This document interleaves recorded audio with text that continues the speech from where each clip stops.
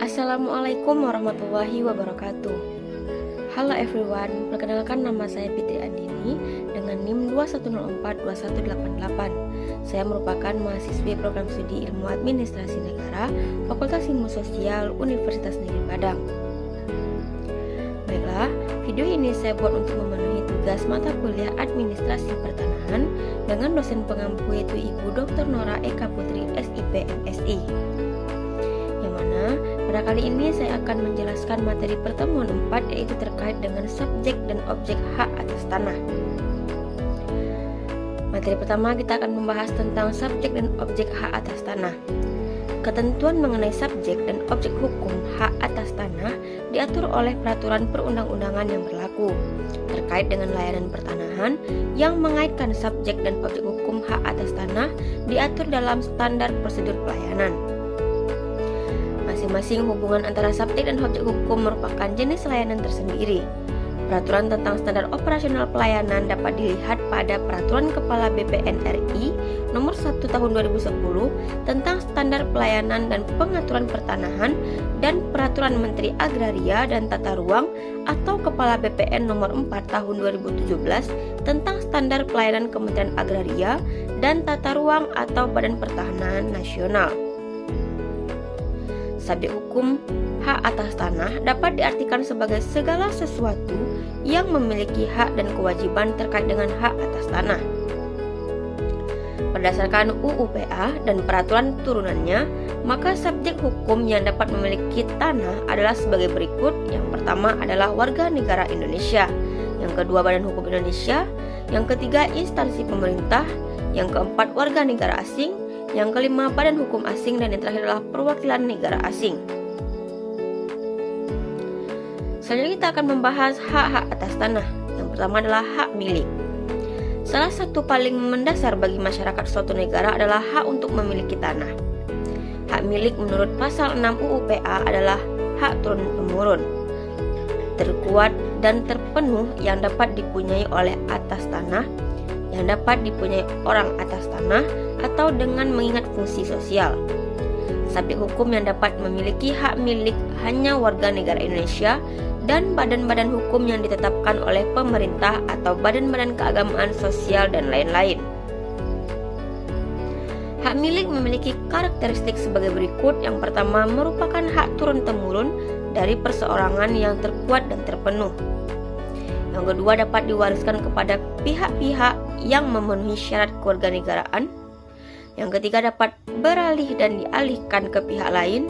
Dan yang terakhir dapat dijadikan jaminan utang dengan dibebankan hak tanggungan. Selanjutnya adalah hak guna bangunan.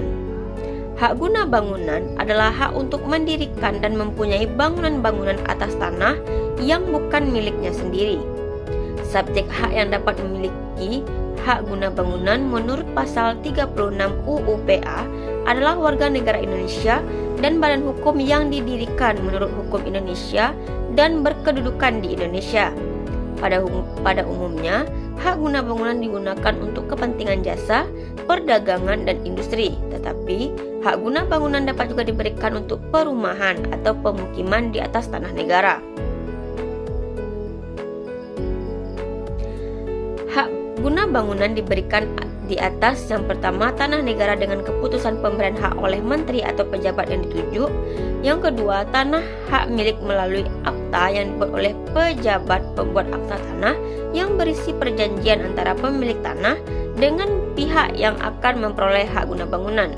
Yang terakhir tanah hak pengelolaan melalui perjanjian yang berbentuk otentik antara pemegang hak pengelolaan yang bersangkutan dengan pihak yang akan memperoleh hak guna bangunan. Keputusan pemberian hak guna bangunan atas tanah hak pengelolaan diberikan oleh menteri atau pejabat yang ditunjuk berdasarkan usul pemegang hak pengelolaan. Selanjutnya itu adalah hak guna usaha. Hak guna usaha adalah hak untuk mengusahakan yang dikuasai oleh negara dalam jangka waktu yang ditentukan guna perusahaan pertanian, perikanan, atau peternakan.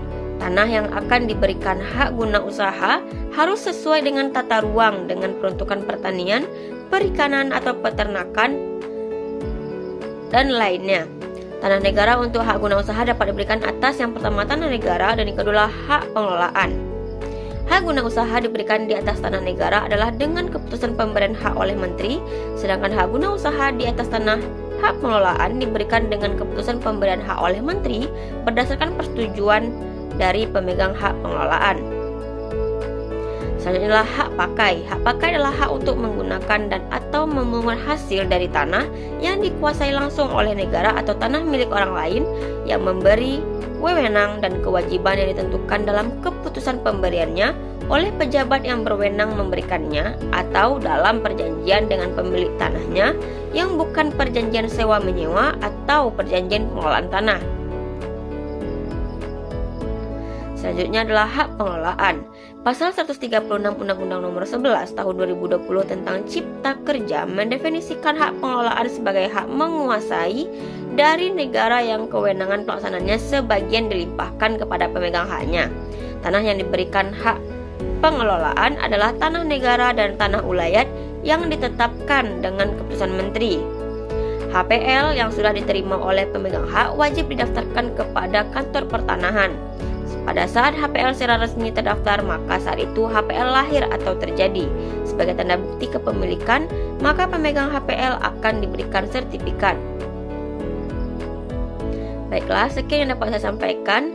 Terima kasih atas segala perhatiannya. Mohon maaf atas segala kekurangannya. Saya akhiri dengan Assalamualaikum warahmatullahi wabarakatuh.